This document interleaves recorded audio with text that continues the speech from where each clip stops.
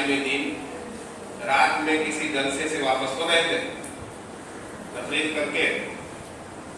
تقریروں میں تو ہے یہ غلو کے بارے میں بتا رہا ہوں. حضرت نے فرمایا غلو کسی چیز کو بہت زیادہ بڑھا دینا, اس کی حیثیت سے زیادہ بڑھا دینا, اس کا نام غلو ہے.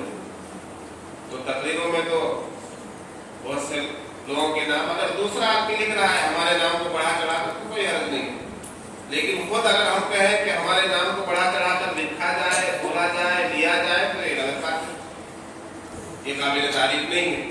اسی کا نام غلو ہے. تو وہ جلسے میں سے واپس ہو رہے تھے.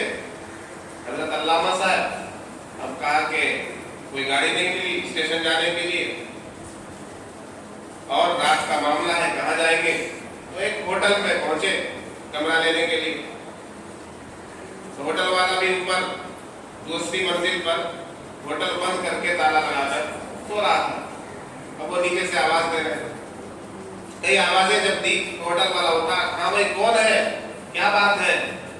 تو انہوں نے جو ہے اپنا تعارف کرانا شروع کیا کہ میں حضرت الحاج اقدس مولانا علامہ مفتی محمد فیض القادری رضوی برکاتی چشتی فیضی, بہت لمبا نام انہوں نے بتا دیا, قبلہ کعبہ گنبد خضرا سب بتا دیا.